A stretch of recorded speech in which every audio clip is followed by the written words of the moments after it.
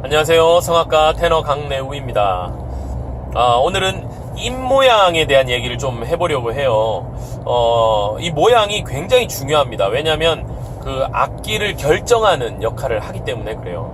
아라는 악기, 에라는 악기, 이라는 악기, 오라는 악기, 우라는 악기에 대해서 제가 앞 시간에 얘기를 드렸는데, 이 각각의 어떤 악기들의 모양을 결정하는 역할을 이 구강에서 결정을 하거든요. 입 모양이 굉장히 중요합니다.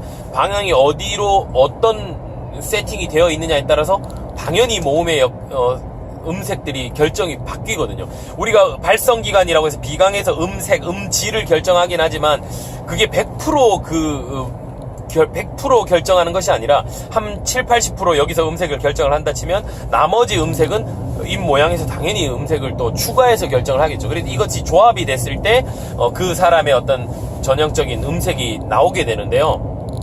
이 입에 의해서 변형되는 이 모양들이 음색을 어느 정도 좌우하기 때문에 굉장히 중요한 역할을 하죠. 이 입 모양이라는 것이. 제가 지금 노래에 하는 모습을 한번 보여드릴 텐데, 음소거를 해놓고 노래를 한번 해볼 거예요. 어떤 에너지가 느껴지시는지 여러분이 1번, 2번을 한번 구분해서 보시면 좋을 것 같습니다. 첫 번째는요,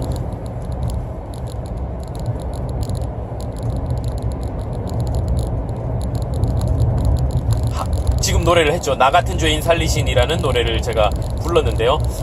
소리를 내지 않고 입 모양만으로 불렀습니다. 두 번째는요,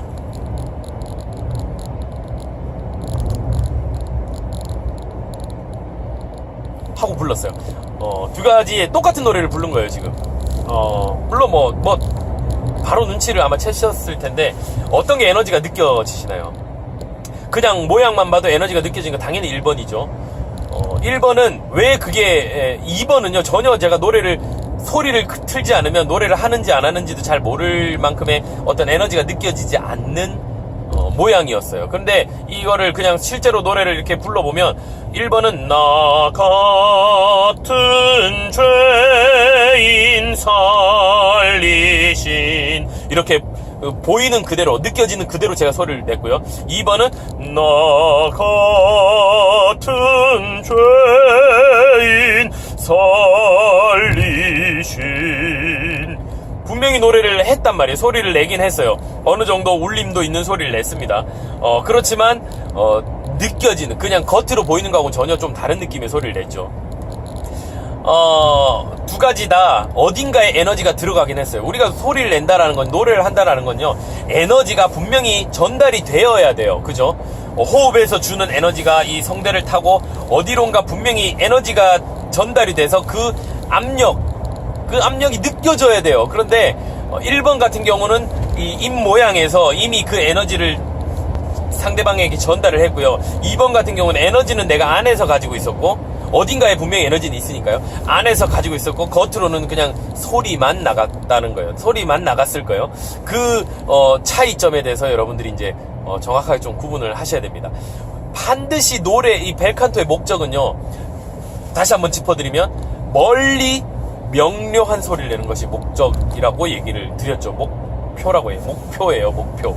벨칸토 발성의 목표와 목적을 제가 좀 구분을 해서 얘기하다 보니까 늘 혼동이 되긴 하는데, 목표는요, 멀리 보내는 것이 목표고요, 명확한 소리를 보내는 것이 목표입니다. 그 목표를 주려면 소리가 최대한 앞쪽에서 시작을 하게 만들어줘야 돼요. 그러면 이 에너지들이 전부 다 소리를 이 비강 앞에, 가장 우리 얼굴에서 가장 앞쪽에 있는, 가장 앞쪽에 있는 곳이 코끝이잖아요. 이 코끝에서 소리가 전달이 될 수 있도록 모든 에너지를 맞춰주는 것이 중요합니다.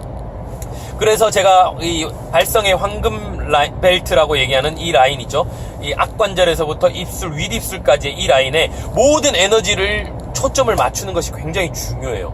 그래서 소리를 내더라도 이렇게 세팅을 해놓고, 여기와 이 입술 끝과 코끝이 거의 일직선에 나오게 만들어주고요. 그 사이에 성대가 있다라고 생각을 하고, 여기서부터 나팔 불듯이 소리를 하고 불어주는 것이 굉장히 중요한 거예요. 여기서 소리가 시작이 돼서 그 압력이 상대방에게 전달되면 가장 명료한 소리를 낼 수 있어요. 그런데 소리가 이 안쪽에서 포커스가 맞춰져서 하면요, 이 소리가 앞으로 나오는 어떤 포커스가 없어요. 그냥 여기서 시작이 되면 이 입안에서 이미 분산이 되고 뭔가 울림이 나오긴 하지만 소리들이 퍼져요. 그래서 초점을 맞춰서 소리가 나가기가 굉장히 쉽지 않습니다. 비유를 제가 이런 비유를 드리기도 하는데요. 동전을 구부리는 사람들 있죠. 손끝으로 동전을 구부려요. 이 사람이 초능력이 있어서 구부리는 것이 아니죠. 이 모든 에너지의 기운을 이 손끝에다 맞춰서 그 에너지를 잘 모아줄 때 동전이 구부러지는 기적 같은 일이 일어나는 거예요. 마찬가지입니다. 우리 소리도요. 우리는 전문가잖아요. 성악가들은 이 소리의 전문가. 동전을 구부린 사람들은 구부리는 것의 전문가이기 때문에 손끝에 에너지를 모을 수 있는 거고요. 그 훈련에 의해서 가능한 거죠. 우리는 소리의 전문가인데요. 소리의 전문가들은 반드시 소리에 초점을 모아주는 것이 중요해요. 퍼져서 뭔가 그 힘으로 밀어내는 것이 아니라 잘 모아져서 효율적으로 호흡을 쓰는 것이 중요하다는 얘기입니다. 힘을 키워서 호흡을 막 트레이닝에 의해서 횡격막 근육을 키워서 호흡을 밀어내는 것에 훈련을 하다 보면요, 이 소리는 나이가 들면 50, 60이 되면 소리를 못 내요. 그거는 이미 지나온 선생님들의 모습들을 바라봐도 우리가 좀 어느 정도 유추할 수 있는 부분이고요. 이미 지금 활동하시는 분들 중에서도 그런 우려가 되는 분들이 꽤 있어요. 왜냐하면 소리가 그렇게 밀어내다 보면 성대가 허스키해지게 되어 있습니다. 허스키한 소리가 되고 벌어지게 되고요. 고음에서 그냥 밀어내서 스크래치가 나고 한 번 무대에 서면 며칠씩 쉬어야 되는 상황이 계속 벌어진다. 이러면 이미 문제가 발생되고 있다라는 걸 스스로 직감을 해야 돼요. 그래서 뭔가 조치가 필요합니다. 100이라는 에너지를 다 내가 불어넣어 줄 것이나 성대를 통해서 100이라는 에너지를 다 불어넣어서 그거를 상대방이 전해줄 것이냐, 아니면 100이라는 에너지를 가지고 50 정도만 이 소리를 잘 모아서 주는데 상대방에게는 그게 120, 150의 효과를 낼 것이냐. 이거는 전문가라면 반드시 생각해봐야 할 문제인 거죠. 그래서 아주 작은 호흡을 가지고 숨을 요만큼만 들이마셔서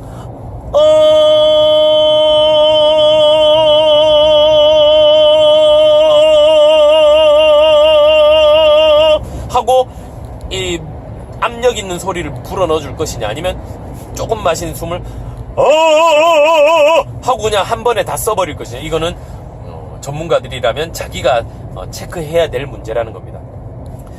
여러 번 얘기하지만 호흡은 어떻게 쓰느냐의 문제예요. 내가 폐활량이 남들보다 타고나서 크냐 아니면 적냐의 문제가 절대로 아닙니다. 누구든지 호흡은 길게 쓸 수 있고요. 아주 진하게 잘 압축돼서 이 압력이 진한 소리로 얼마든지 만들어서 보여줄 수 있어요. 어떻게 쓰느냐에 따라서, 어디에다가 초점을 맞추느냐에 따라서 그렇습니다. 그래서 이 안쪽에 있는 소리로 하고 에너지를 만들어내는 것보다는 소리를 이렇게 모아주는 것이 중요한데요. 그때 도움을 줄 수 있는 것이 바로 이 라인이라는 거예요.